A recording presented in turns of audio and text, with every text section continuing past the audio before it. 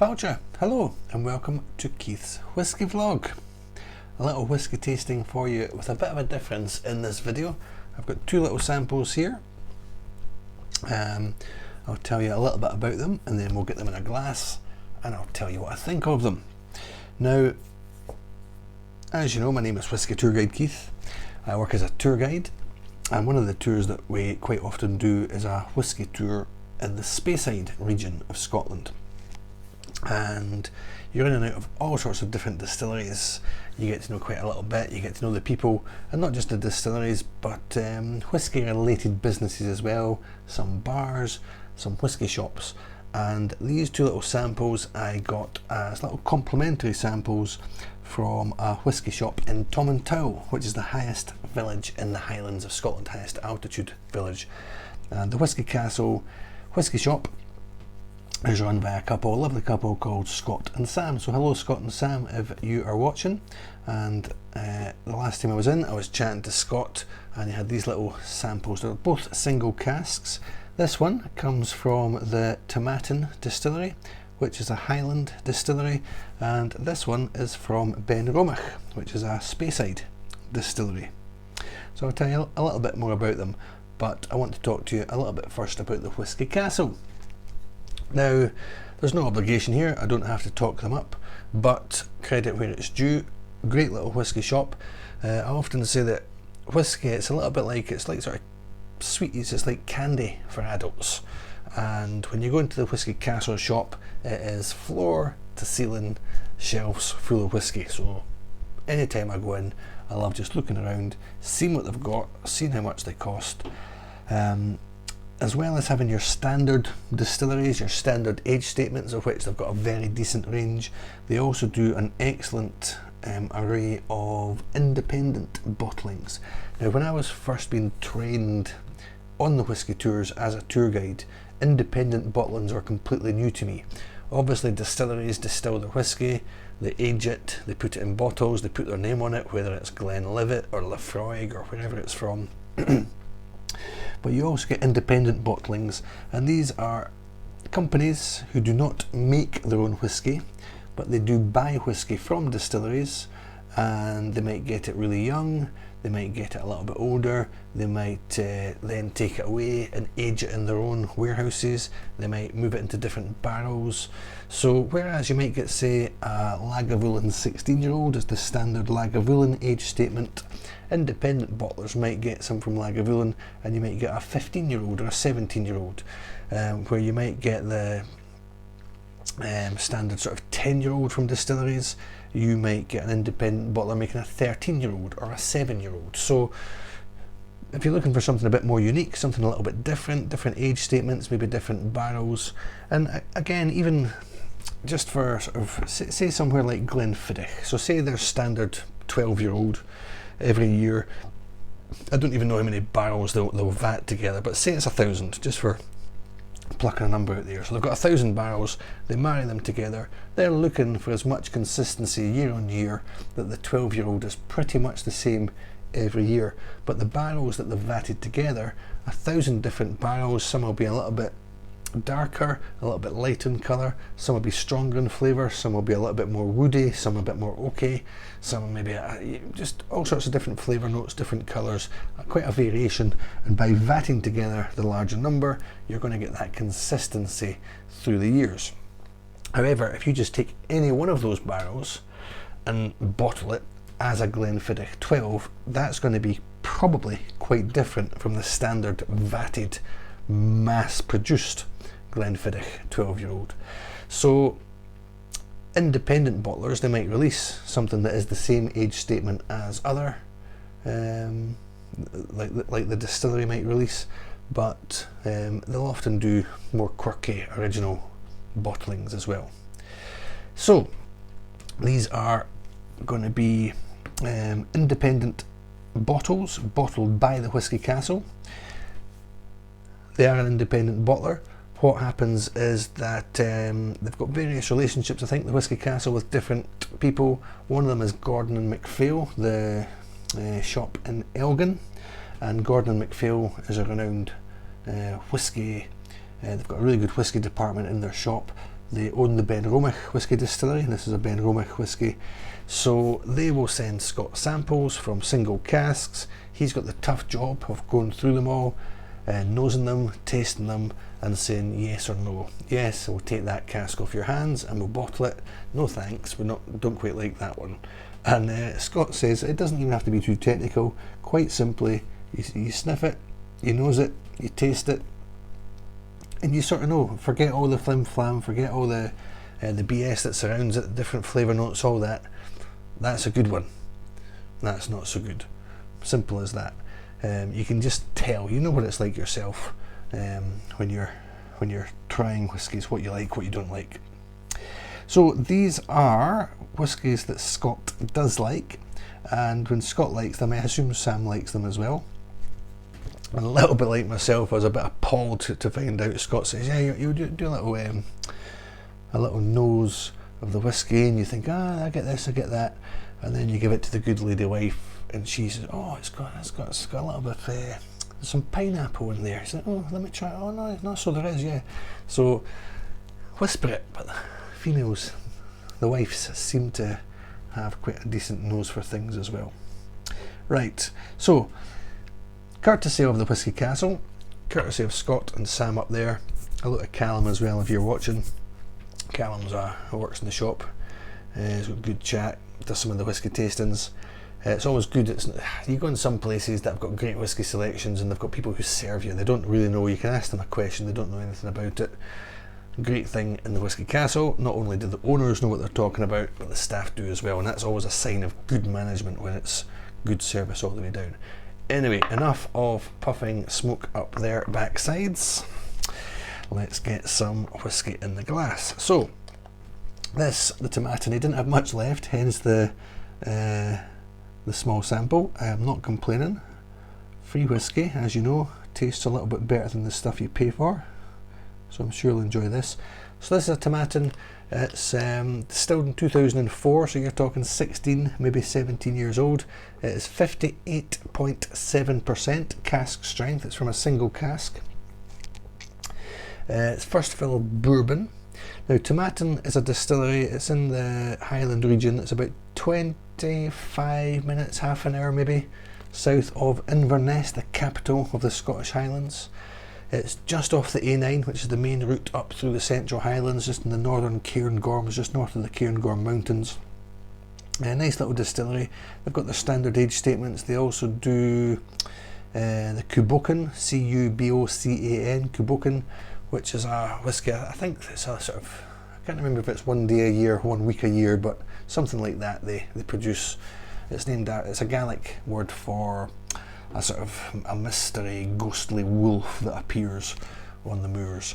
So Tomatin, a lot of their whisky goes into blends, but they're increasingly trying to produce single malts. So I've been in there a few times.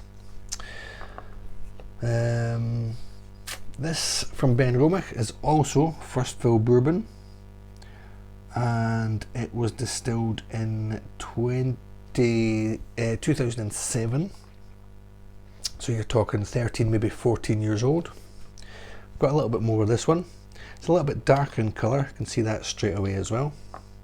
Tempted to smell it, but I'll put it into the glass, we'll do it properly. Oh, there, see, reflex. Okay, get rid of those. Get them washed. Pop into the Whisky Castle again, see if I can get them refilled. Rightio, so what we'll do, we'll go with we'll nose the Tomatin first. It's a bit lighter, so see what happens.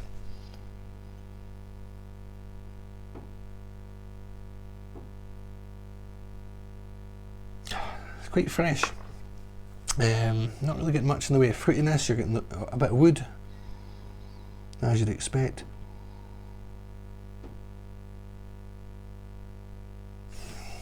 A little bit sort of varnish. So you're looking at the tannins from the oak, the bourbon.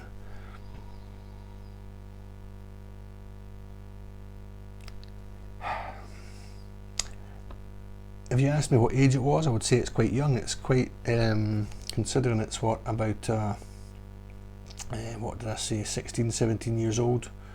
It's quite a narrow whisky. Not getting too much, just exactly as you'd expect from bourbon. A bit of vanilla, a bit of wood. Yeah, nothing too much. Maybe it's the smallness of the sample.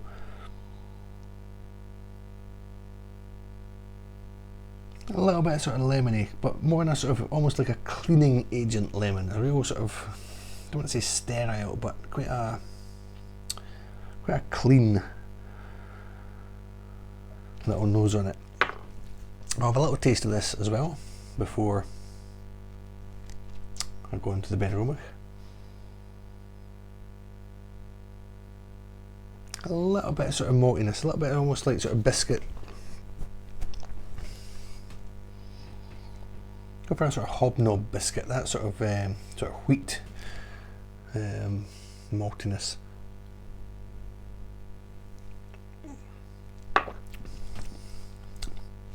Very strong. Much more of a hit of lemon there. Going citrus. A little bit orange, but mostly lemon. Don't want to drink too much. I want to get a little bit of water in. But yeah, quite fruity. Still quite clean. Not any. There's no smoke. Nothing in that area. A little bit more sort of grassy. I was talking about hobnobs, so sort of hobnob biscuits, so wheaty. A bit more sort of grass, a bit more sort of living grass, green grass almost.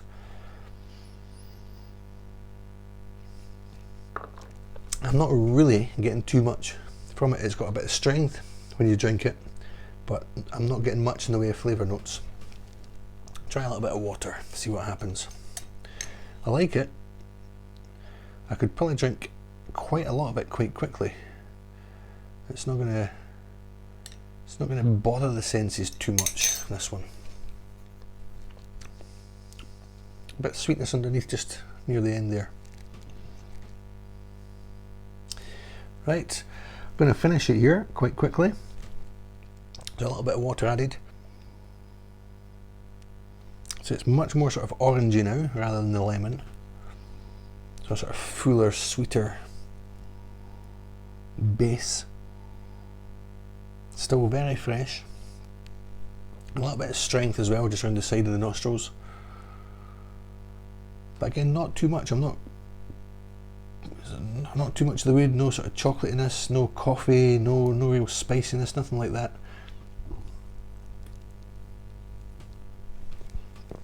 And there it goes. Oh. Strong, a bit more wood in the palate there.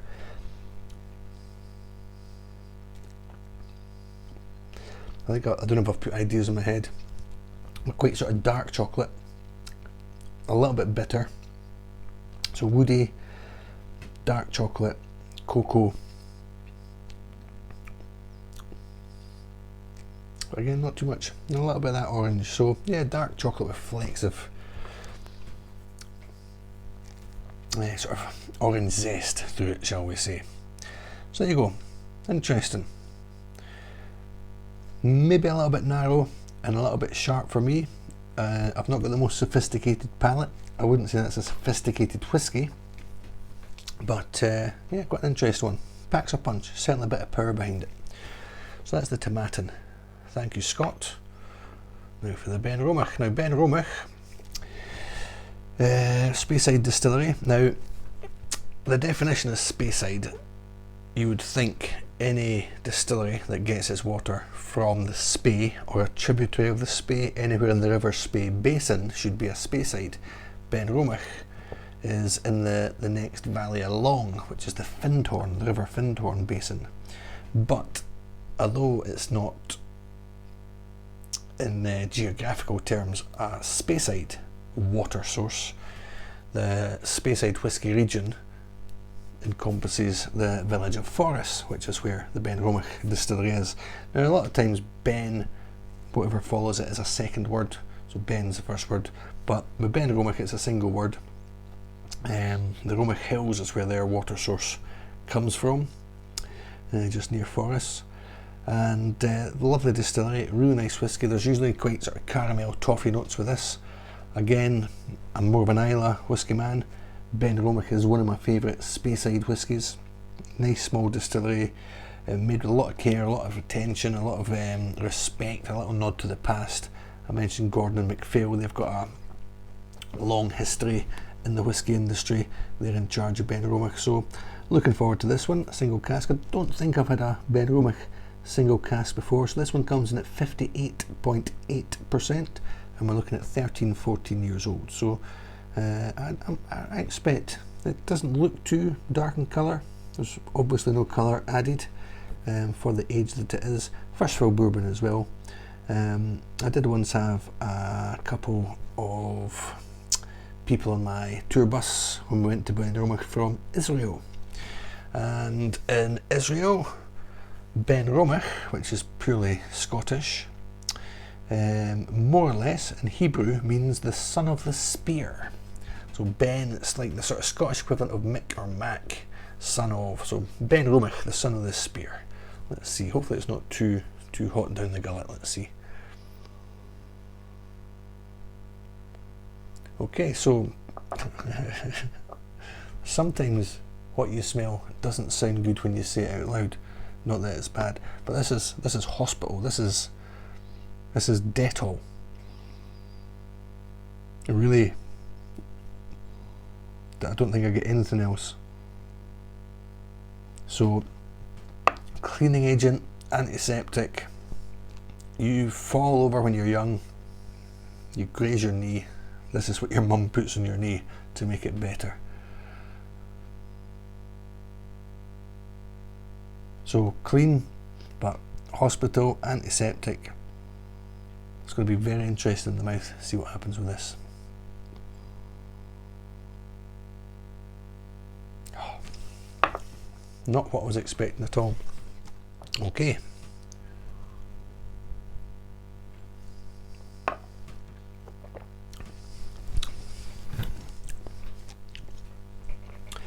Still a lot of that Dettol, but much more woody, much more woody. A lot of oak. There's a little bit of, there's definitely a little charredness, a little smokiness. Benromach usually got a little hint of smoke. They do, I can't remember the exact age, but they do quite a young peat smoked one that's maybe 5 years old, something like that. But this has got a decent amount of smoke about it. Whether they've charred the cask,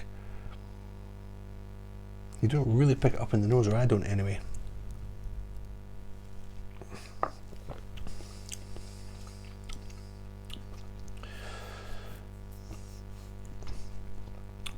There's a bit of a sweetness coming through as well, a little bit of honey, sugariness, that glycerin.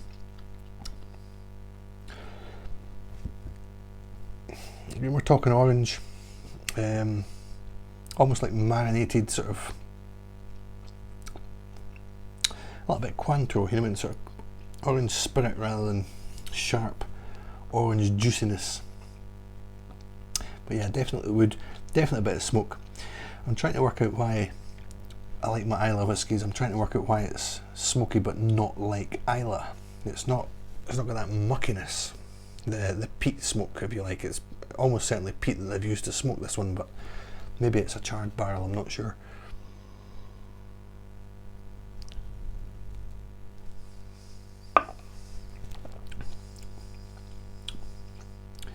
It's really interesting. You don't get any of that in the nose, that woodiness, the smokiness, the charredness, and it's just all hospital. There's a little bit of the hospital behind it in the mouth. Really interesting. I'm not sure how much I like it. I don't not like it, but it's more intriguing than enjoyable. Add some water, see what happens. God knows what will happen. Say 58.8%, so a bit of heat behind it. It's not mellow.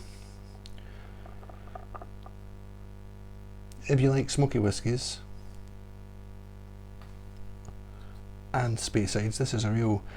I'm always looking for a smoky Speyside, and I'm always a bit disappointed. But this is the first real fiery, smoky Speyside that I've properly tasted.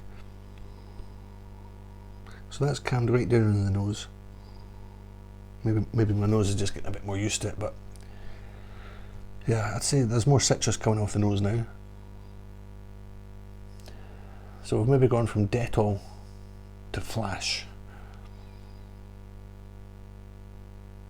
Much sweeter, much more palatable. It doesn't smell like hospital floor cleaner anymore.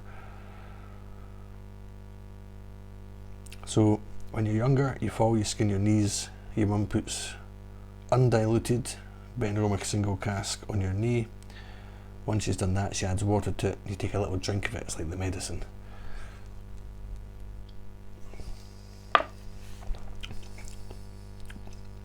So again, the smoke's still there. The smoke's really quite a strong. Both sides. Strong smokiness. Quite charcoal though, quite acrid. Quite sharp, not too rounded, not too deep. I was expecting more caramel, more of that buttery fudge that you get with the Benromach. I wouldn't have guessed in the slightest this is a Benromach. Don't know what I would have guessed it was.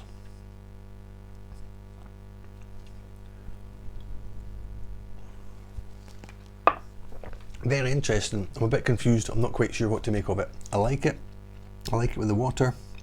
It has given it a bit more depth. It's occupying my tongue. There's a little bit of toffee, but it's mostly that sort of smokiness. So,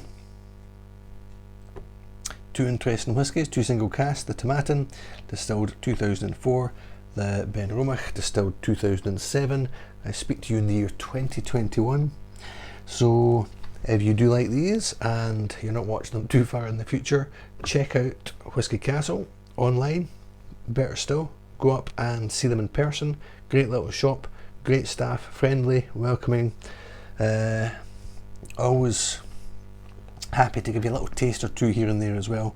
So thank you Scott, thank you Sam, and I'll be up to see you again soon. Might even get a little video made up there at some point, a nice little tasting. I'm going to enjoy the rest of this one, try and work it out. Thank you for watching. If you've liked this video, obviously check out my other videos, like and subscribe, follow me on YouTube, Instagram even, at Whisky Tour Guide Keith. See what I'm up to on tour, see what distilleries I'm visiting, see what whiskies I'm tasting. Let me know what you think. Let me know if you'd like me to try anything, if you'd like me to visit anywhere, and if we're lucky, we might even see each other in person at some point. Thank you for watching. From me, Benromach, Tomatin and the Whisky Castle, I will bid you adieu. Cheers for now. Slán